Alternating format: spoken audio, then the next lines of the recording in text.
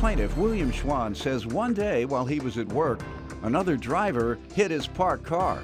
And when he went out to assess the scene, the driver of the other car was passed out behind the wheel, and William caught it on camera. William later learned that the car belonged to the defendant, and she had allowed her friend to drive it. So he's suing the car owner for the damages. Defendant Kimberly Drabus admits that on the day of the accident, she loaned her car to a family friend because he said his son was in the hospital. Kimberly claims she contacted the police after her friend didn't return the car that night, and she didn't even see her vehicle again for nearly 2 months. Start with you. All right, so on August 5th, about 1:10, 1:15, I had 2 customers come into my work. I work at one of the top 5 delis in St. Louis. I had asked them how their day was going. They said, better than the guy outside. I said, what happened? He said, there was an accident outside. So I finished taking their order. I proceeded to go out our employee door. I went out the employee door and I realized, oh my God, it's my car. So it's my car that is the one that has been hit. The driver of the vehicle is passed out at the wheel. So I called 911 to let them know that he's passed out and there was an accident. Police and Do you think he was knocked unconscious by the steering wheel? I honestly have no idea what happened. When I went out care. there, that was, I was more worried it was my car. You care about the man. I was more, that's why I called the 911 Go to let ahead. him know. Well, he's dead, but I ain't got nothing to do with that. I checked his damage. He'll be all right. So in the meantime, while EMS and police are on their way, I proceeded to take out my phone and take a small video. I actually have a video that the court is here if you're willing to play it. That shows. Did the man survive? Yes, he did. All right, let's see. They're gonna have So in this video, what you're gonna see is that's him passed out at the wheel. That is my car right there parked. I don't mean to laugh, but that is something.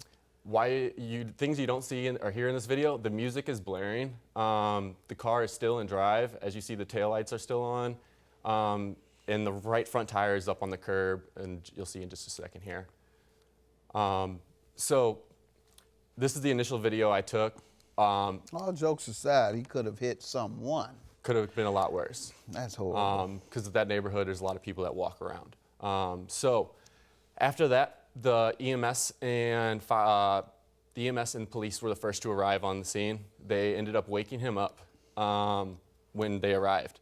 They got him out of the vehicle. They were going to give him a field sobriety test, but they knew he was that annihilated that they basically said, you're going straight in. So they take him off. The officer gives me a police report number, and that was the end of the day. I look inside the vehicle after the cops and everything had all left. There's a 5th of vodka that is gone, and there's a 6-pack that had been worked on, let's put it that way.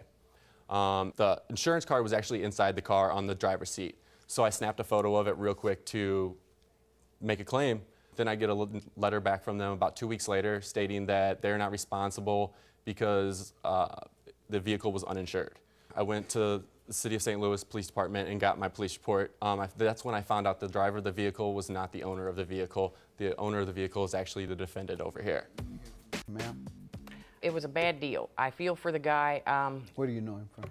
He was just a friend of the family, and he come with me saying he had an emergency, that his son was bad sick in the hospital. Came to you where? To my home in Hannibal. How long had you known him? I maybe known him 3 months. And said his son was bad sick in the hospital, and he needed a ride to St. Louis.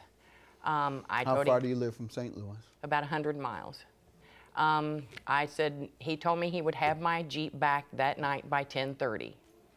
That his son, like I said, was bad sick, not looking to make it in the hospital. So I told him he could use my Jeep if he had it back. I work 80 hours a week.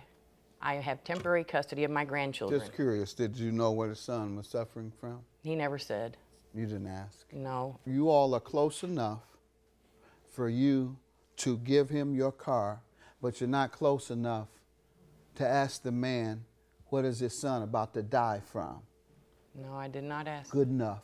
What else you want me to know? Well, You said you work 80 hours a week. Yep, and when he did not bring my Jeep back by 10:30, August the 5th, I contacted the police department that morning, Thursday morning, August the 6th, and asked them if I could report it stolen.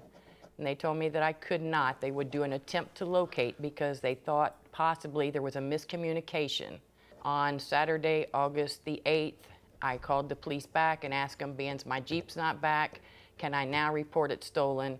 So as August the 8th, they did say it was reported a stolen vehicle. I never received my Jeep back until September the 29th. How many times had you seen him? Maybe 3, 3 times. maybe. Okay. Have you spoken with the defendant about it? I had no contact with the defendant. This is the first time? This is the first time I've ever seen or met Okay. the defendant. All right. The issue here, ma'am, is whether you were negligent in giving him your car. He is at fault, but let me go over what you just told me. Okay. You told me that you gave your car to a man you'd only seen 3 times because he told you his son was about to die. You don't know him well enough to even show any concern, to ask him what is his son about to die from. You don't know him well enough to know whether he was an alcoholic or not. I did not. Therefore, you're negligent for giving it to a person who you knew nothing about. I felt Have a sorry. good day. Judgment for the plaintiff.